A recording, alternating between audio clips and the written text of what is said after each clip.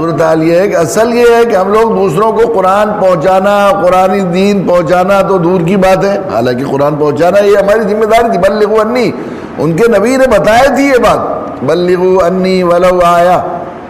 ایک آیت جو سیکھ لو دوسرے تک پہنچا دو، حکم دیا، امر کے سیکھنے میں بات فرمائی، حکم دیا گیا تو یہ فرض، یہ واجب ہوگا۔ تو اس لیے جیسے جیسے جو سیکھتے تھے وہ دوسرے تک پہنچاتے رہتے تھے۔ ہم لوگوں کا حال یہ ہے کہ دوسرے تک پہنچانا تو بہت دور کی بات ہے۔ صورتحال یہ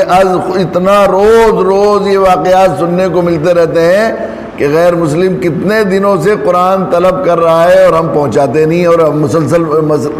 مسئلے پوچھنے بیٹھ جاتے ہیں لوگوں سے۔ ایک کافر تو ناپاک ہے، اس کے پاس قرآن پہنچایا جا سکتا ہے کہ نہیں، اس کے ہاتھ میں قرآن دیا جا سکتا ہے نہیں۔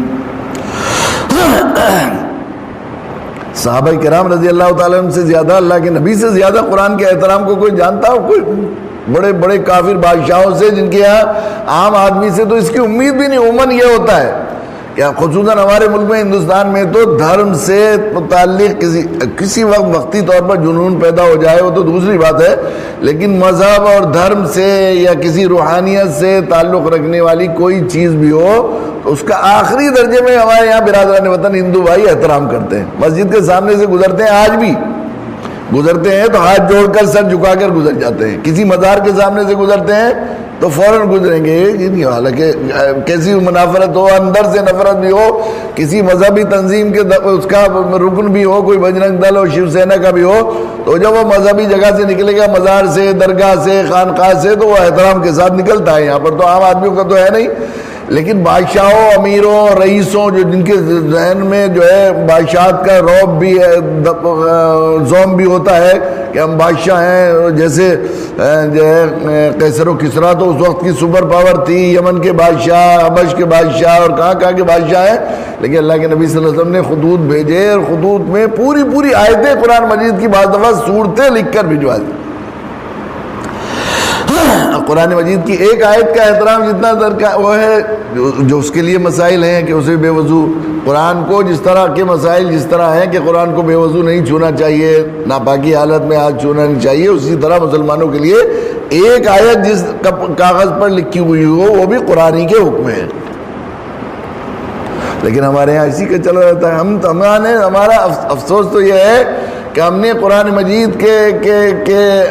تعارف پر پردہ ڈال رکھا ہے۔ ہم خود بھی قرآن مجید کے بارے میں یہی سمجھتے ہیں، اور دوسرے لوگ بھی یہی سمجھتے ہیں کہ قرآن مجید مسلمانوں کا دھارمک گرنتھ ہے، یہ ہماری کتاب ہے، مسلمانوں کی کتاب ہے، یہ سمجھا جاتا ہے۔ سب سے بڑی غلط ظلم جو ہم نے قرآن مجید کے ساتھ بھی اور انسانیت کے ساتھ کیا ہے، اور اس کی وجہ سے قرآن کی جو اصل خیر تھی اور جو برکتیں تھی معلم قرآن بن جانے اور داعی قرآن بننے کی وجہ سے، سربلندی اور سرفرازی کا وہ منصب ہمیں قرآن کی معلمیت کی وجہ سے، قرآن کی دعوت کی وجہ سے اللہ نے ہمیں خیر امت کا لقب دیا تھا، وہ ہم نے کھو دیا ہے۔ اس کا سب سے بڑا جرم اور گناہ، جس کی وجہ سے، جس کی پاداش میں ہم، اس کی نحوست میں ہم یہ مسلسل سیر ہیں، مظلومیت، مغلوبیت، محکومیت کی زندگی گزار رہے ہیں، وہ یہ ہے کہ ہم نے قرآن کا اس طرح پر تعارف کرایا ہے، اور چونکہ ہم ہی نہیں تعارف کرا سکتے ہیں، دوسروں کو تو معلوم نہیں ہے ہمارے پاس قرآن ہے، کہ قرآن مسلمانوں کا دھارمک گرنتھ ہے، جیسے اور دوسرے لوگوں کی، ہندوؤں کی یہ کتاب ہے، سکھوں کی یہ کتاب ہے، عیسائیوں کا یہ دھارمک گرنتھ ہے، قرآن مجید دھارمک گرنتھ ہے۔ حالانکہ نہ اللہ کے نبی صلی اللہ علیہ وسلم کے کسی فرمان سے، نہ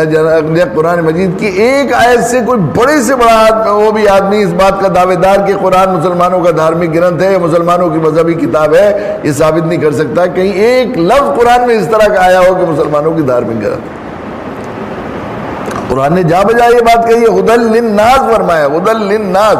انسانیت کے لیے ہدایت۔ تبارک الذی نزل الفرقان علی عبدہ لیکون للعالمین نذیرا، وہ ذات بابرکت ہے جس نے جو ہے اپنے بندے پر فرقان نازل کیا تاکہ عالموں کو ڈرائے، پورے عالم کی امانت ہے،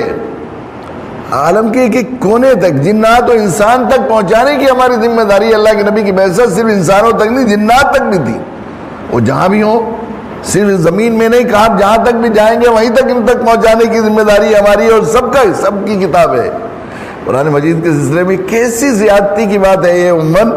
اور اسی وجہ سے ہم لوگ جب قرآن پڑھتے ہیں، قرآن پڑھاتے ہیں، قرآن کی بات دوسروں سے کرتے ہیں تو اسی طرح کرتے ہیں کہ ہمارا قرآن ہے، ہمارے یہاں تو قرآن میں یہ لکھا ہوا ہے، ہمارے یہاں تو قرآن میں یہ لکھا ہوا ہے.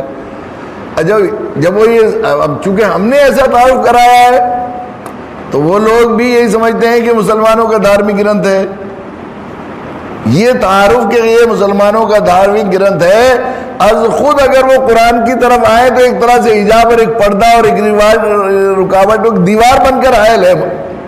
انسانیت اور قرآن کے بیچ یہ تعارف ہمارا اور یہ سمجھنا اور یہ سمجھانا کہ قرآن مسلمانوں کی دھارمک گرنتھ ہے، یہ پوری انسانیت کے لیے ہدایت سے بہت بڑی رکاوٹ بنا ہوا ہے.